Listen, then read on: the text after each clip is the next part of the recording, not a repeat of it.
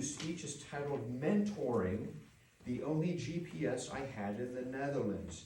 The introduction says, this speech shares my roller coaster journey in the Netherlands, how mentors became my personal GPS. So Divya, with mentoring, the only GPS I had in the Netherlands. Thanks, Brian. Hello, everyone, dear fellow Toastmasters and distinguished guests.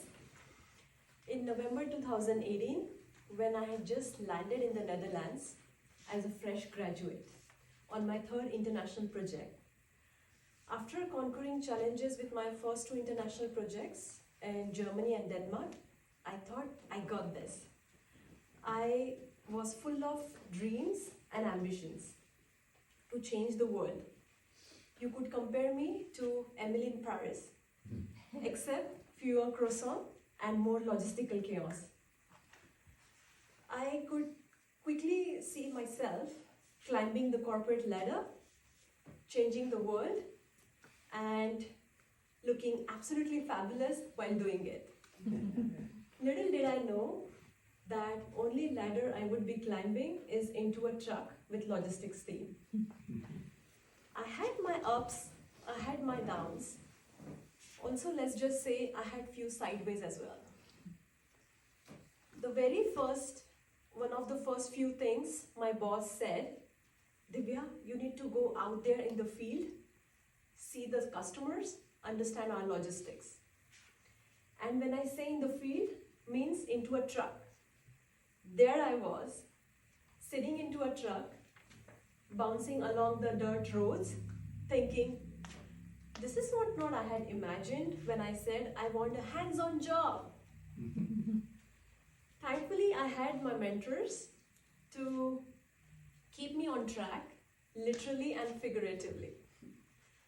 My first mentor, Robin, he had this uncanny thing when he gave advice. Every time it sounded something like it's a part of adventure. So he would say, you're in the Netherlands now, and it's all part of your journey. Sure, Robert, but my planning of journey didn't involve sitting into truck, driving into unknown territory, and not knowing where I was going for. Speaking about driving, let's just say the Dutch roads and I were not just friends. I found myself driving into 3 different locations each week and not knowing actually which was mine. My GPS would reroute so much that practically it gave up on me. I half expected it to say, sorry Divya, but you are on your own now. And Robert would always laugh through it and say, you're getting hang of it at least, right? And it's all part of the fun. Yes, Robert, but my fun involves fewer mistakes and less confusion and less wrong exits. Then, as I was started to figure things out, then came the sickness. It was as if my body was telling, let's make this adventure even more exciting. I got flu right after my first winter vacation, and I couldn't return to work for a couple weeks. Naturally, I panicked as I was just few weeks into my new job, and I thought, am I going to lose this job for this? My another mentor reassured me that don't worry, you won't get fired because of being sick, unless you sneeze on the CEO, then maybe. Oddly, that advice I found comforting.